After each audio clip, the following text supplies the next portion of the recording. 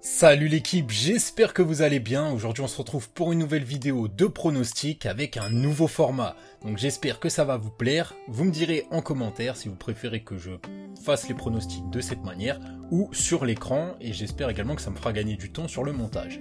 On va passer directement au pronostic. Juste avant, quelques informations. Vous avez moins 30% sur la méthode de la première équipe qui marque. Méthode avec laquelle on n'a pas enchaîné plus de 2 défaites de suite depuis 5 mois. Il n'y a que le mois d'avril qui n'a pas été ouf, mais c'est un truc de dingue cette méthode. Et bien évidemment, je ne remets pas en cause la méthode juste à cause du mois d'avril, parce que c'est tout à fait normal que dans les paris sportifs, il y a des hauts et des bas. Je m'y attendais. Quand tu passes 5 mois à ne pas enchaîner plus de 2 défaites de suite, forcément, à un moment ou à un autre, il y aura un petit peu plus de pertes. C'est tout à fait normal, c'est comme les équipes de foot. Parfois, elles vont avoir des très bonnes séries, parfois il y a des moments où c'est un petit peu plus compliqué, mais ce qui est important à prendre en compte, c'est le résultat sur la saison. N'hésite pas à nous rejoindre, c'est totalement sans engagement. Si ça ne te plaît pas, tu peux partir à tout moment, sans préavis. Donc c'est à toi de voir ce que tu veux faire, et même si tu veux partir pour X raisons, tu peux le faire à tout moment. Bref, on passe directement au pronostic et on commence avec le premier match, Hertha Berlin-Mayence. Donc sur ce match, on a une équipe du Hertha Berlin qui doit assurer son maintien. Normalement, ça devrait être fait, mais ils ont besoin de points pour vraiment assurer ça. Donc même si les statistiques ne sont pas en leur faveur sur ce match, je pense que Hertha Berlin ou match nul est tout à fait possible. Ensuite, deuxième match, Cologne-Wolfsburg. Donc là, j'ai quelques informations, c'est pour ça que je lis sur mon téléphone. Donc Cologne est très en forme depuis 4 matchs, avec 4 victoires, plus de 3 buts marqués par match, ce qui fait qu'ils peuvent avoir une place européenne pour la saison prochaine. Ici, on voit bien une victoire de Cologne, avec éventuellement Modeste buteur qui est plutôt en forme, et il reste sur 4 buts en 3 matchs les gars, donc pourquoi pas. Donc sur ce match, le pronostic c'est la victoire de Cologne et Modeste buteur. Donc ici je précise parce que certains ne comprennent pas, quand je mets plusieurs pronostics sur un match, vous n'êtes pas obligé de tout jouer, vous pouvez en sélectionner qu'un seul, c'est parce qu'on propose plusieurs options. Et concernant les buteurs, on vous en met quelques-uns de temps en temps, mais il faut savoir que les buteurs, c'est quand même plus compliqué. Ensuite, troisième match, Hoffenheim contre Leverkusen. Ici, je pense que Leverkusen peut tout à fait gagner pour assurer une place en Ligue des Champions pour la saison prochaine. Et en plus de ça, Hoffenheim prend pas mal de buts. Et on pourrait sécuriser tout ça avec la victoire de Leverkusen, rembourser 6 matchs nuls, c'est coté à 1,49.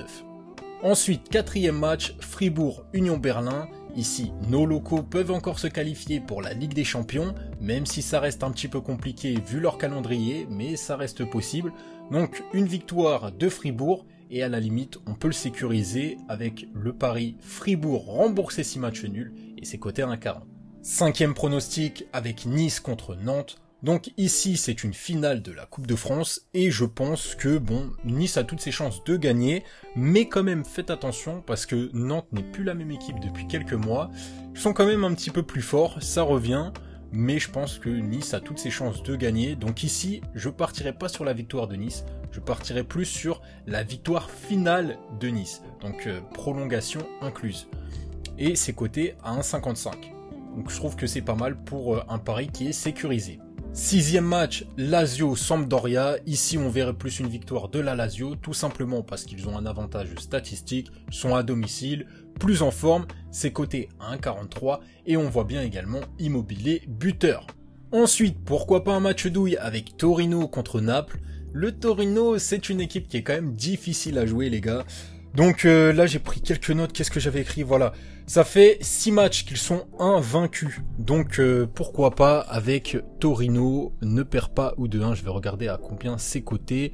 Est-ce que c'est intéressant ou pas, on va voir ça directement. Donc ne perd pas ou de 1 but, c'est coté à 1,26, ça vaut pas le coup honnêtement.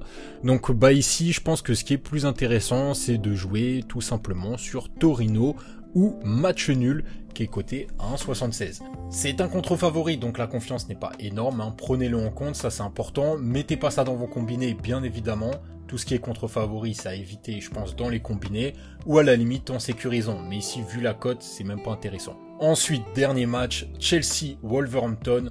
Donc ici on voit bien une victoire des locaux pour confirmer leur place en Ligue des Champions face à une équipe qui a du mal en ce moment.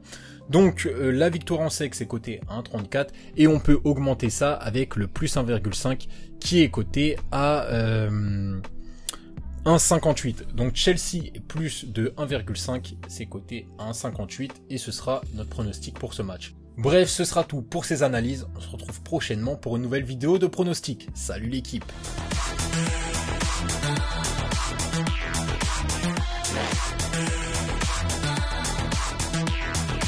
Evolution.